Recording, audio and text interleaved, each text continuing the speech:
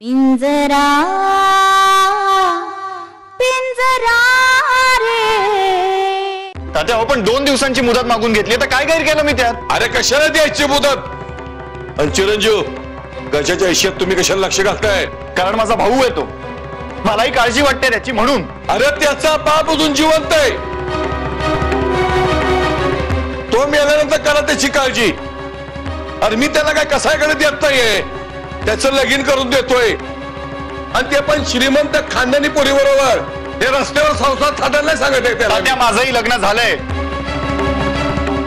आणि तसंही आपण मी काय स्वतःच्या मनाचं नाही बोलत आहे. गजाने मला बोलायला सांगितलं म्हणून बोलतोय ना. अरे तो सांगत नाही, हा तू तुझा शानपणा करतोयस, आम्हाला चांगलं माहिती दे.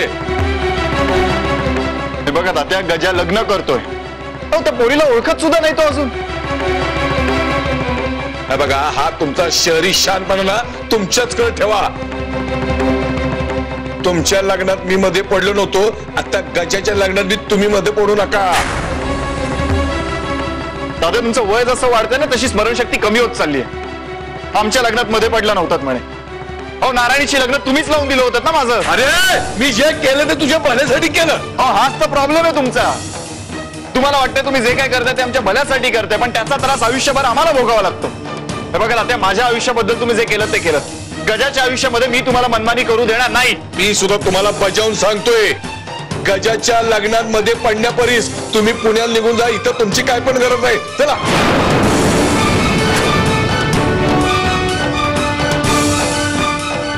आणि बघा, गजाच्या बाबतीत सगळे निर्णय मीच घेतलेलोय, त्याचं लगीन पण मीच ठरवणार. कोणाला ते मान्य नसेल तर त्यांचा मार्ग मोकळा आहे. Get out.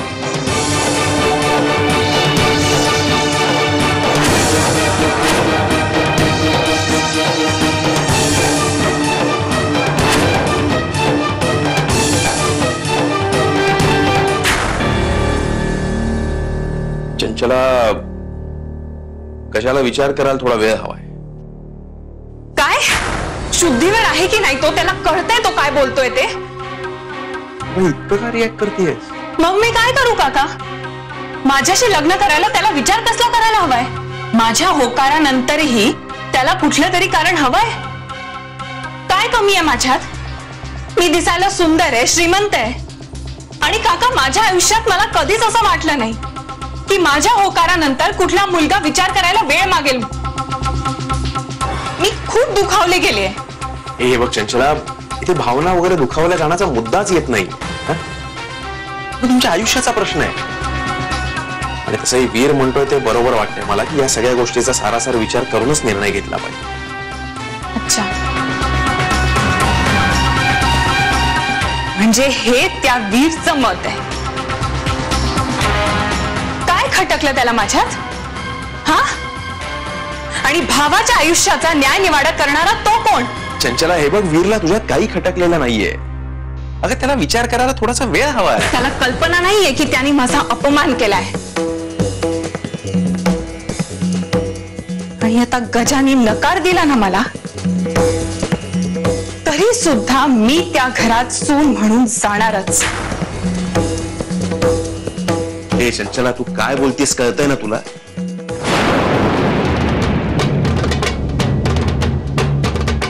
मला ताटकळत ठेवू पाहणाऱ्या पुरुषाच्या हिमतीची दाद द्यावीशी वाटते मला. आणि आता ती हिंमत मला जवळून बघायची.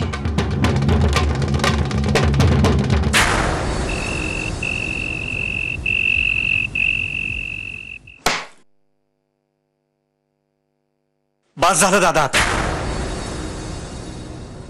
तू नको मध्ये पडतो. जे आहे ना माझ्या नशिबात होऊन जाऊ दे. तसे आपल्या घरात तात्यांच्या इच्छेविरुद्ध काहीच होत नाही.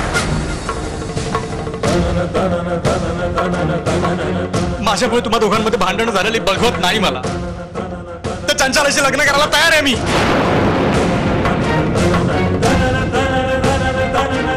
वा भाऊजी,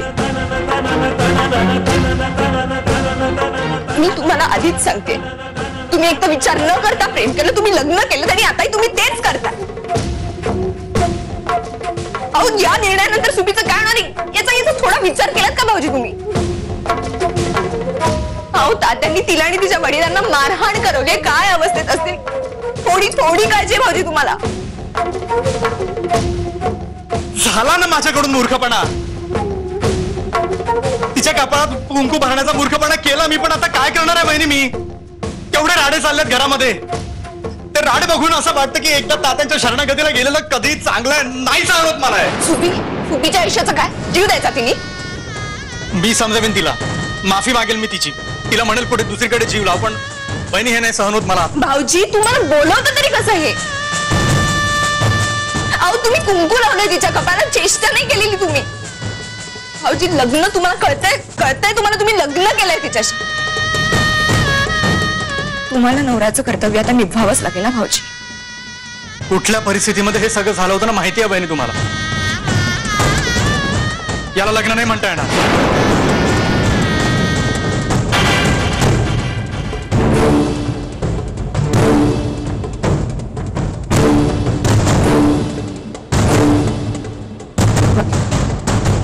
भाऊजी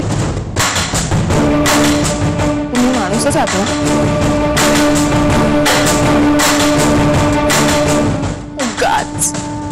उगाच मी तुम्हाला मदत केली असं झालंय मला. यांच्याशी भाऊजी माझ्या नवऱ्याशी भांडून मी तुमची बाजू घेतली. तुमची भाऊजी.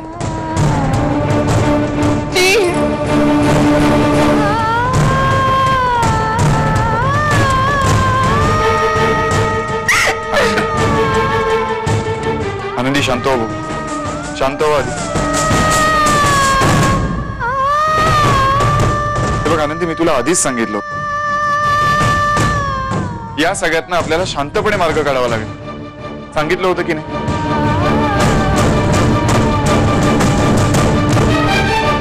गजा तुझा, मी नंतर बोलतो तुझ्याशी.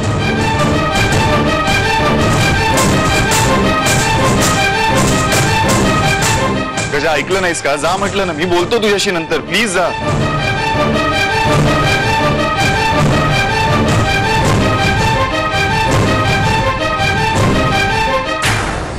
असं कसं करू शकतात भाऊजी? हे लग्न वगैरे काही किरकोळ वाटतं का? यांना कधीच कोणत्याच गोष्टीचं गांभीर्य नाही. तेच मी तुला इतके दिवस समजवण्याचा प्रयत्न करत होतो. गजा हा पहिल्यापासून असाच आहे.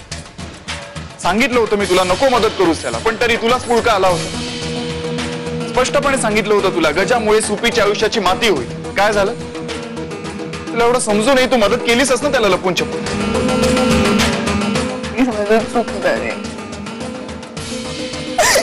चुकलं. ज्या माणसासाठी मी जीवाचा आटापिटा केला त्यांनीच हे बोलावं का? मी काय करू?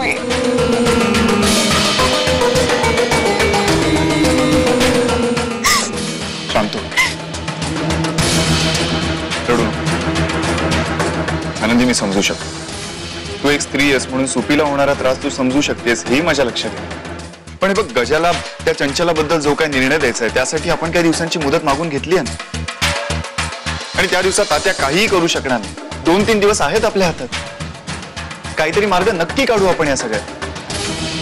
हवं तर एक काम करू, उद्या जाऊन सुपीला भेटायचं. मी तुझ्या पुढे हात जोडते. या प्रकरणाचा काहीतरी सोक्षमोक्ष लागण्यापर्यंत ना तू कुठेही जाऊ नकोस. वेडीस का तू आनंदी? असा विचारच कसा केलास तू की मी कुठे जाईन? मी माझ्या आनंदीला सोडून कुठेही जाणार नाही आता.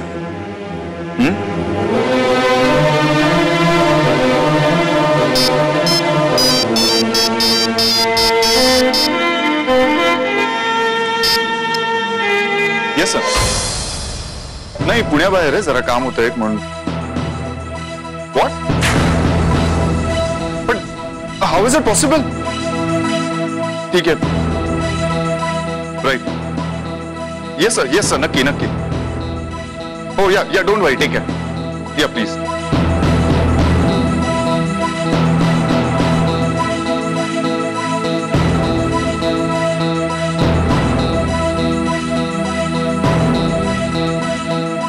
काय झालं? माझ्या क्लायंटचा फोन होता. त्यांच्या घरावर आणि आणि ऑफिसवर इन्कम टॅक्सची रेड पडली आणि मला मला लगेचच पुण्याला जावं लागलं.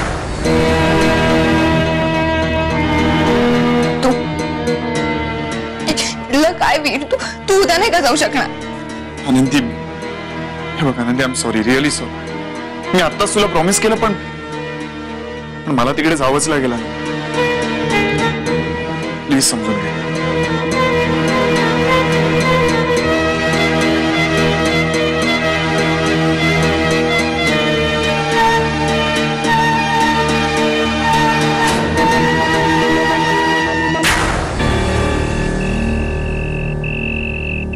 चंचला, मला काय वाटतं की तू विचार करायला अजून थोडा वेळ घ्यावास, म्हणजे सगळ्याच बाबतीत.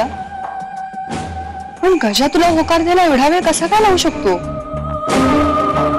खरं तर मला त्याचा रागही येतोय आणि कौतुकही वाटतंय. मला होकार देण्यासाठी तो एवढा वेळ कसा काय मागू शकतो?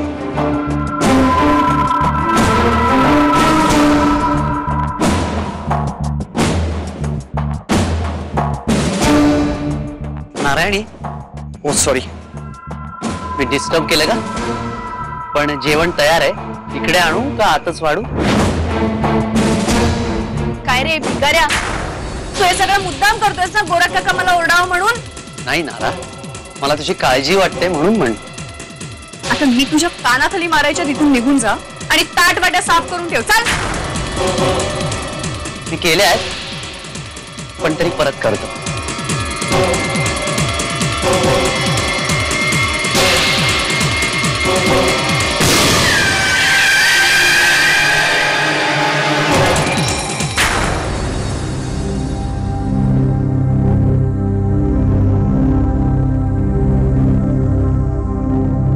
नारायणी, तू अशी का वागतेस त्याच्याशी? मला नाही आवडत ग तू.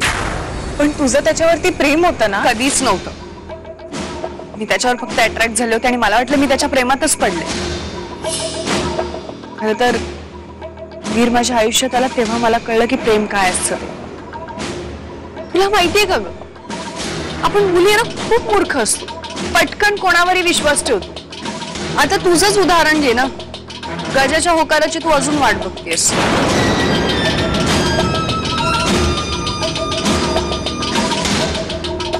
पण ह्यात गजाचा दोष नाहीये, वीरचा आहे.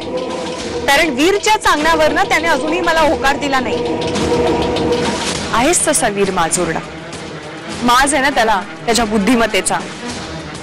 काय करणार, कसाही असलं तरी आहे तो रुबाबदार, हुशार. अजूनही आवडतो का तो तुला? म्हणजे काय, आहेस माझा वीर तसा. कुठलीही स्त्री त्याच्या प्रेमात पडेल. पण तुझं तर ओजसशी लग्न झालंय ना? अगं पण लग्नाचा आणि मला कुणी आवडण्याचा काय संबंध आहे? लग्नच काय तर माझा दुसरा जन्म जरी झाला ना तरी मी वीरला विसरणं शक्य नाही. कारण वीर फक्त माझं आहे आणि काही झालं तरी मी त्याला मिळवणारच.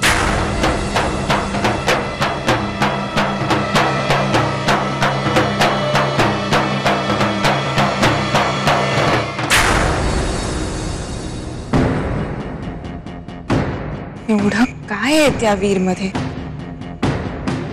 की त्याच्या सांगण्यावरनं गजाने मला होकार देण्यासाठी वेळ मागितला.